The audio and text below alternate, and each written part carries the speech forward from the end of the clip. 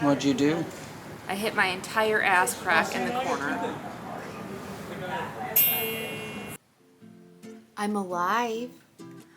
So, I finished the kimono and the hoop skirt back in May, I believe May 22nd I finished it. It is now July 11th. And when I went to make the video, I realized I did not have enough footage to actually make a full, like, let's build this together. I'm gonna explain kimono. I'm going to try to make a video, but after June, I am so tired. I'm very much an introvert, which is, it surprises a lot of people. But June is my busiest month of the year, and it was especially busy this year. So my wife and I planned a pride event for every single weekend of June because, you know, cosplay is important, but being gay is really, really important. So we went to a pride event every single weekend, but within a 10-day period in the middle of June, we went to a pride event where my wife got a concussion. A few days later, I met a friend that I had been talking to for a year who I've never met. I got to meet them. Then, in one weekend, a few days later, I went to both a pride event during the hottest weekend of the month, and I went to an anime convention because my friends were going to be there and I wanted to see my friends. I'm still learning how to do this long form content. And I'm able to take notes for what went wrong this time and put them to next time. So let's take a jump back to past hack, May hack, before becoming just socialized out, and see what on earth they were going through. So I desperately wanted to get silk for this, but silk is expensive and I am not a rich bitch. So we are using polyester dupioni, or as Sarah Spaceman calls it, dupe-ioni. I appreciate that. Our dupioni is actually really, really thin, so I have to back it in something. And because I don't want it to have a whole lot of extra weight on it, I'm not going to use interfacing. I'm going to use another sheet that I got at the thrift store for 99 cents. 99 cents. But we have to combine those two together using our serger. Fun fact, I also need something that films overhead. Okay, so when you get fabric, generally it's folded and you have your selvage down here, and this is how long your fabric is. When we make kimono, we are doing something different. For mine, I only use 2 yards because I'm not making a full kimono, but we're gonna fold it like this. And our measurements are going to be very silly and simple. Here's your fold, right? This is your fold, these are your ends. This is your selvage.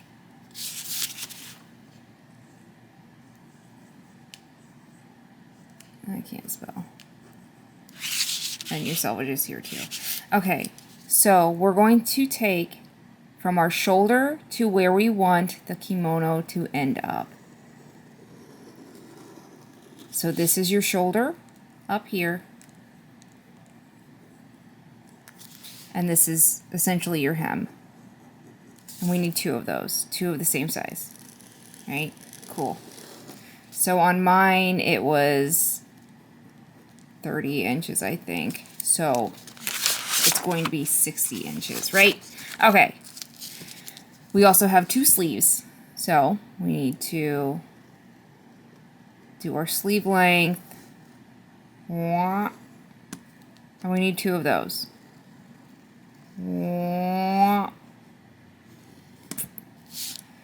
We also need a little piece that is like, I don't know how long mine was. I think mine was like 20 inches. And it is going to be like this. We need 2 pieces of that. All right. Cool. All right, so here's our body opened up and our sleeve opened up, and we are going to attach them at the shoulder, right? We are then going to fold our fabric, and we're going to sew right here. So we sew on, whoops, there goes my sleeve. I wish I had tape, but my tape always disappears. We're gonna sew this line, but we're gonna leave this space open because kimono have like a little ventilation in the armpit. When we sew the sleeve, this is where our hand comes out, so we're gonna sew right here. So you have a whole like flappy guy right here that is going to be breathing essentially. I don't really know what it's for. This piece is going to go onto the front right here. And then we're going to sew our two back panels together. The last thing to go on is generally the collar. Okay, so I've got my kimono fabric and I've got my lining, but I am not good at spatial awareness, figuring these things out. So I tried to bagline it and that didn't work. And so now I'm thinking about doing the whole thing and just slip stitching my lining on. That sounds like a pain in the butt. I could also take it all the way apart and flatline it,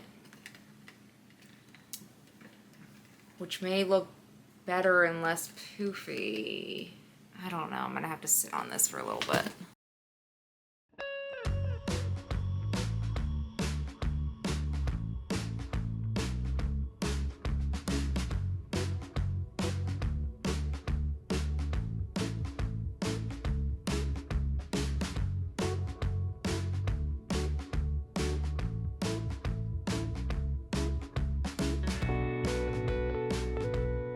Unsolved mysteries.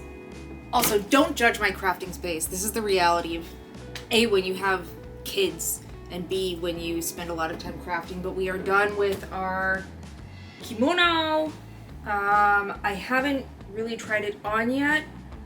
Because kimono are basically just rectangles, they're not really meant to go around your body the same way that, that's the armpit, the same way that, you know, Western clothes do. But you have to like tuck them. You have to like do a little bit more work to get them to lay the way that you need to. And I don't have an obi for this yet because that's going to be, you know, when I make the skirts.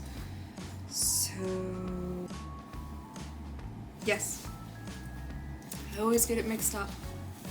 This is an obi for my Sayu cosplay. I don't have another obi, and this is kind of actually just like a fake obi because it doesn't tie the way that they're supposed to tie. I do have another obi, a full one that I made for my kid a couple years ago for a Japanese festival we went to. I made her a full yukata and obi and everything, and I do know how to tie them. I just don't feel like doing that by myself because it's easier to tie on someone else than it is to tie on yourself.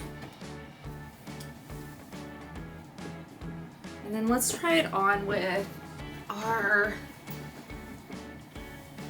jacket piece that we've already made. We're just tucking where it needs to be tucked.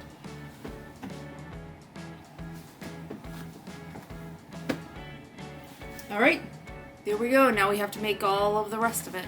Alright, well, since I suck at getting any real footage, let's go ahead and jump to the convention where I got some footage. It was a very small con that really didn't have, the same experience as I'm used to at cons. And I'm not mentioning what con this is because I've heard that they're struggling financially, probably because of the choices that they're making where there's nothing to do. Go check these people out, they're really cool. But yeah, maybe make people want to go to your con. Also to the staffer that yelled at me and my wife for sitting on a couch. My wife had a concussion. You can't yell at people for sitting. That's weird. But at least I got to see my friends. It's definitely, like, the whole thing is a dealer's room. Which is capitalistic and corrupt. And it doesn't... Boring. And it just doesn't have the same feeling of community and, like... I don't know, I think for like a first time con for a young person, a an really easy soft intro. intro, Yeah. but it does not have the same energy that I'm used to. Even with the first cons I went to, they had panels. Oh, Charlie's. We're getting food. That's all I really care about.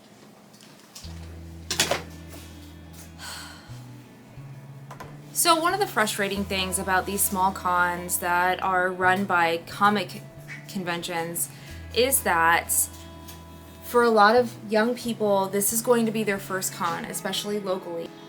So there were a lot of kids. Like when their only experience is a dealer's room that is overflowing because they sold too many spots, and one panel room which is exclusive to voice actors, they don't really get a fair experience at a con. It did not have any community connection. It did not value the community that the anime community has, that anime conventions build. Like a huge part of anime conventions is that community aspect, is things like late night programming and having fun. But the fact that this on Friday night closed at 9, which was really late, but then Saturday closed at 7 and Sunday closed at 4, and when I say close, I mean you could not do anything. They kicked people out, which I get is a convention center type of thing, but like Comic Cons are run so much differently than anime cons. And when someone sees something with the name anime in it, they're going to think it's an anime con when it's really run as a Comic Con. Honestly, because there is no programming that is late. There's one panel room. There's no late night programming. There's nothing to do. You're not going to have people come, especially not traveling. It becomes a corporate con where the only thing you have is meeting up with friends if you live nearby, or people going to bed at 7 o'clock, but there's no heart. There's just no heart. My first con was this teeny tiny con that was like 1,000 attendees, run at a crappy Clarion hotel. But they had panel rooms. They had more than one panel room. They had events going on. They had music playing. They had people having a good time. You can do so much with so little as long as you focus on the community aspect of things, because it's not the dealer's room that makes a con. It's not the corporate stuff that makes a con. It's the people. It's the people that make the con. It's the community that makes the con. It's the panelists running panels based on their knowledge. It is the artist alley being separate from the vendors so that you can identify who's drop shipping and who's not. It is very much about having fun with your friends, chilling in the hallways, not getting kicked out at 7 p.m. on a Saturday. That's what anime cons are like, and that's why I prefer anime cons over any other style of con, because it's not, thanks for your money, now get the f*** out. It is very much, we are doing this as community members to build our community and to allow people to have a good time. If you're taking the Comic Con textbook and trying to apply it to anime cons, it is not going to work. Ugh. Anyways, that's my rant. I'm kind of disappointed because, not that, like, documenting the making of a kimono is crazy difficult or whatever. Kimono are relatively easy to make. I'm kind of disappointed that I didn't make sure that I got everything before jumping ahead, because now I'm fully into another part of Maneki Miku. Like, fully into another part. But I am grateful that I took time to go to Pride with my wife. I love spending time with my wife. My wife is my best friend in the entire world, and we're obsessed with each other. And going to Pride, while it was very hot, it was a lot of fun. And then being able to see friends that I only see a handful of times a year, getting to meet new people, going and you know, seeing people who follow me. You know, someone said, like, the nicest thing to me. I feel bad, because my wife was walking by them, and they had a prop on a chair, and my wife bumped the chair and the prop fell off. It didn't break, but I was like apologizing profusely, and then the person was like, "Oh my God, I know you. I really love your content." And it's really important when you talk about your mental health to me, because I have the same disorder that you have. I have borderline personality disorder. And it's really meaningful for me to hear that I can do this and I can be okay. And like that kind of stuff is so much more meaningful to me than any other piece of what I do. Being able to hear that I make a difference, that I'm not just like bobbling around on this planet doing nothing, that the things that I say and the experiences that I have had mean something, means so much to me. So thank you to that person. You are very kind and sweet, and just like, I wanted to cry afterwards. But I'll be back soon with more progress, actual documented progress, because I know what I'm doing now. We're slated to compete in this at the end of August, beginning of September at MatsuriCon, where I will be also celebrating my 35th birthday. I don't feel like I should be that old. I honestly don't feel like I should be that old, but it's the weekend before my birthday, so I will be celebrating my 35th birthday. So, if you're going, keep an eye out for me. If you're not going, keep an eye out on socials, because... We're done with our Charlies. What happened to all the napkins I put in here? I used them. I was gonna bring Brett a bread. I'm sorry. I like napkins. I put so many in there. Now I can't bring Brett a bread. Sometimes you need a napkin. It feels like you always need a napkin. I do always need a napkin. In fact, I could use one right now. We don't have any. Because you used all the napkins. Put on your seatbelt. Brett, if you see this, I really desperately wanted to bring you bread. You're saying that like it's a hostage video. Brett, if you see this. Brett, if you see this, help me.